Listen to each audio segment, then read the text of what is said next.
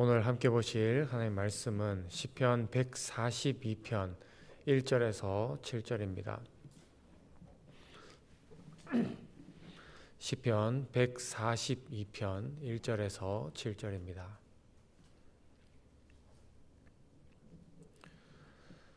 교독하시겠습니다. 내가 소리내어 여호와께 부르짖으며 소리내어 여호와께 간구하는도다.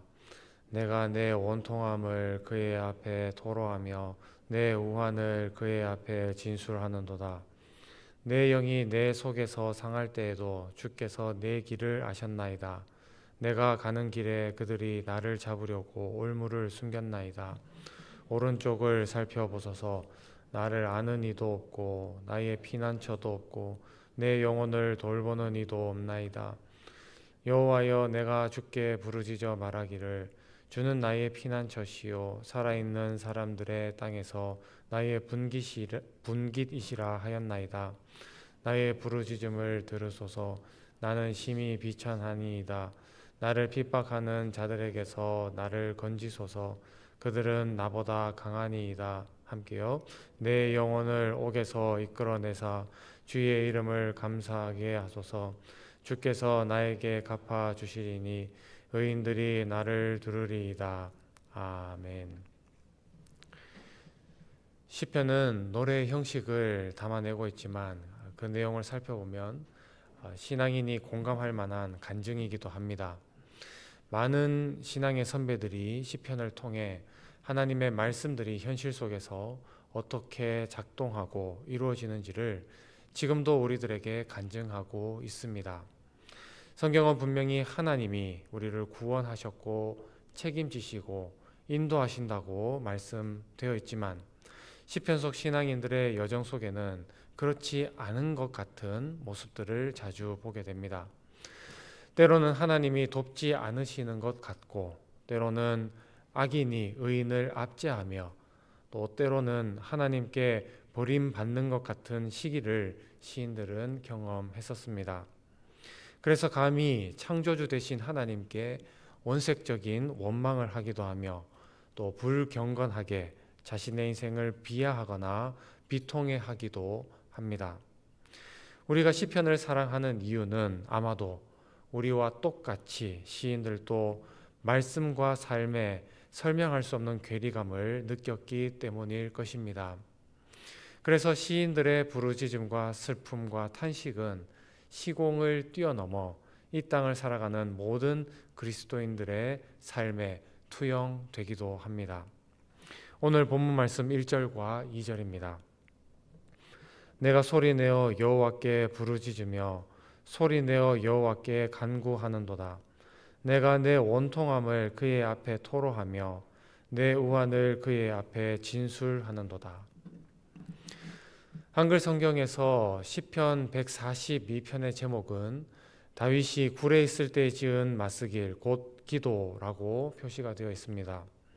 실제로 시편 원문에서는 이 제목이 1절로 되어 있으며 7절로 구성된 한글 성경과 달리 원문에서 142편은 8절로 구성되어 있습니다.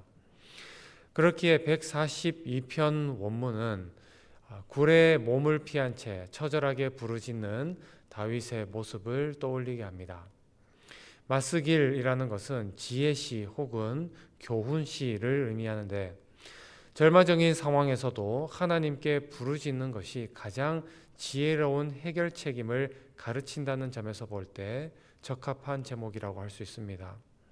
또한 이 시는 기도이기도 한데 다윗이 아둘람 굴이나 엔게디 굴에 있었을 때 쓰인 시인 것으로 추측합니다. 이때 다윗은 사울의 추격을 피하기 위하여 거듭된 도망으로 심신이 지쳐 있었고 또 고립무원의 처지에 놓여 있었습니다. 그때 깊은 탄식으로 하나님의 도움을 구하는 기도를 올려드렸는데 그 기도가 142편이라는 뜻입니다. 절체절명의 위기, 다윗은 다른 그 어떤 것에 소망을 두지 않고 오직 유일한 구원자이신 하나님께 시편 142편의 기도를 드림으로써 하나님의 구원과 위로를 받았습니다. 더 나아가 그가 지은 시를 통해 현대를 살아가는 우리 모든 성도들도 신앙적 교훈을 얻고 있기도 합니다. 그러면서 오늘 본문 1절과 2절에서 다윗은 소리내어 하나님께 부르짖었다고 노래합니다. 소리를 내어를 두 번이나 반복하면서 자신의 원통함과 우환을 하나님께 격정적으로 진술하고 있는 것입니다. 오늘 본문 3절입니다. 내 영이 내 속에서 상할 때에도 주께서 내 길을 아셨나이다. 내가 가는 길에 그들이 나를 잡으려고 올무를 숨겼나이다. 1절과 2절에서 다윗은 하나님을 향하여 자신이 처한 암울한 현실을 호소했습니다. 그러나 이는 단지 암울한 현실을 호소하는 내용으로만 채워져 있지는 않습니다. 3절에서 그는 하나님께서 자신을 아시고 고통 중에 돌보시는 분이심을 확신하고 있기 때문입니다. 그래서 본 시는 단순히 시인의 고통스러운 현실에 집중하기보다 그러한 상황 속에서도 시인이 어떠한 중심과 확신 가운데 있었는지를 주목하고 있습니다. 지금 시인의 눈앞에 펼쳐진 길 위에는 원수들이 시인을 잡으려고 숨겨놓은 올무들로 가득합니다.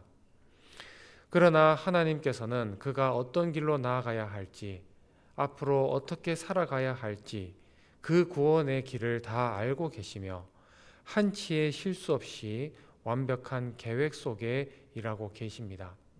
이 진리를 시인은 잘 알고 있다고 고백하고 있는 것입니다. 오늘 본문 4절입니다. 오른쪽을 살펴보소서. 나를 아는 이도 없고 나의 피난처도 없고 내 영혼을 돌보는 이도 없나이다. 성경에서 오른쪽 혹은 오른편은 보호와 은혜를 베푸는 위치로 상징됩니다.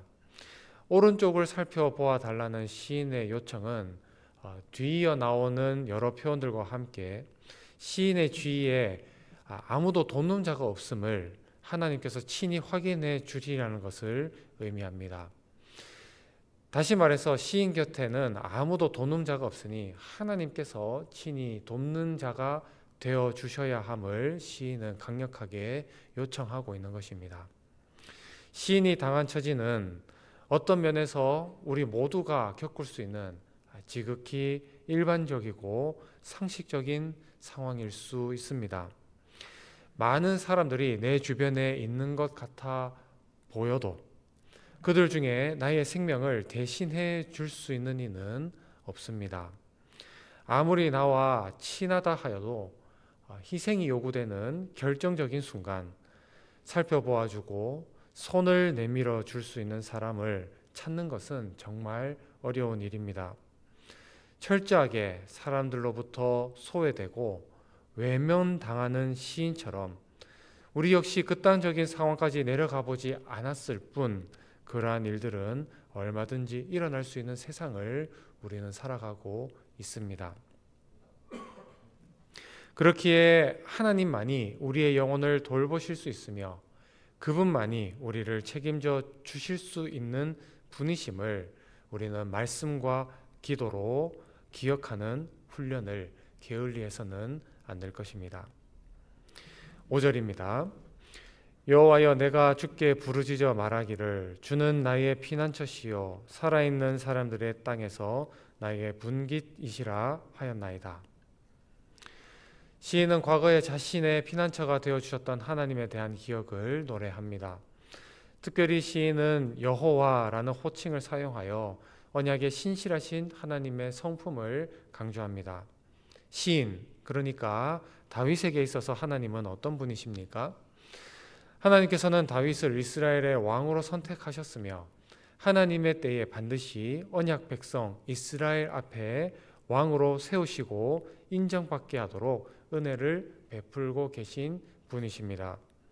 비록 지금은 곤경에 처해져 있지만 그럼에도 다윗은 온 천지의 창조주이신 하나님과 인격적 교제를 나누는 복을 누리고 있습니다. 게다가 다윗은 이 세상의 모든 사람과 인생들 앞에서 하나님이야말로 자신의 분깃이라고 인정했었습니다. 구약에서 하나님의 분깃이라는 표현은 레위 족속에 대한 약속과 관련이 깊습니다. 신명기 10장에서는 레위 족속의 유산은 다름 아닌 하나님 자신이며 생계 문제에 있어서도 하나님이 책임지시기에 레위 사람들은 하나님만 의지하여야 한다고 증언을 합니다. 마찬가지로 다윗에게 있어서도 하나님만이 자신의 전부이며 삶의 근거가 됨을 고백하고 있습니다. 극단적인 상황에서도 하나님을 향한 다윗의 믿음은 흐릿하거나 어두워지지 않고 더욱 선명하게 그리고 바르게 작동하고 있음을 우리는 알 수 있습니다. 오늘 본문 6절과 7절입니다. 나의 부르짖음을 들으소서. 나는 심히 비천하니이다. 나를 핍박하는 자들에게서 나를 건지소서. 그들은 나보다 강하니이다. 내 영혼을 옥에서 이끌어내사 주의 이름을 감사하게 하소서. 주께서 나에게 갚아주시리니 의인들이 나를 두르리이다. 다윗은 자신이 심히 비천하기에 하나님이 자신의 부르짖음을 들어주셔야 한다고 노래합니다.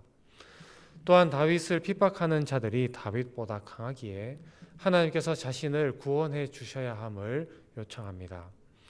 지금 다윗은 골리앗과 같은 현실에 주목하기보다 골리앗 넘어 계신 하나님의 능력을 믿고 있는 것입니다. 이어 다윗은 자신의 영혼을 옥에서 끌어내달라고 요청을 합니다. 이러한 표현은 도무지 자신의 힘으로는 탈출할 수 없는 극심한 상황을 빗댄 것으로 보입니다. 깜깜한 감옥에서 갇혀 벗어날 소망이 보이지 않던 그 순간에도 다윗은 주의 이름을 감사하게 해달라고 노래하며 아직 실현되지 않는 하나님의 구원을 확신하고 있습니다. 마지막으로 다윗은 하나님을 향한 자신의 믿음과 충성에 대해 많은 의인들 앞에서 하나님이 보상해 주실 것도 확신하고 있습니다. 다윗이 무수한 고난과 불의한 자들로부터 납득할 수 없는 박해를 받으면서도 이를 꿋꿋하게 이겨낸 것은 지금 당하는 고난에 비할 바 없는 보상을 하나님께서 준비하고 계심을 확신하고 있기 때문입니다. 이는 로마서 8장에서 사도 바울이 현재의 고난은 장차 우리에게 나타날 영광과 비교할 수 없다는 증언을 떠올리게 합니다. 그렇기에 다윗의 노래는 의를 위해 핍박받는 오늘날의 모든 성도들에게도 큰 위로와 소망을 주기에 족합니다. 주 안에 사랑하는 우리 교우님들, 도망자의 신세로 몸과 마음이 지칠 대로 지쳐서 탄식과 절망으로 가득했던 다윗의 노래는 기대와 소망 그리고 확신의 노래로 정점을 찍습니다. 하나님 편에 서서 하나님께 속한 인생을 산다는 것은 시편 142편 속 시인이 걸었던 길로 동일하게 걷는다는 것을 의미합니다. 즉 우리도 다윗처럼 인생의 바닥을 경험할 각오로 믿음의 여정을 떠나고 있다는 뜻입니다. 그럴 때에 다윗의 고백을 우리의 고백으로 삼으십시다.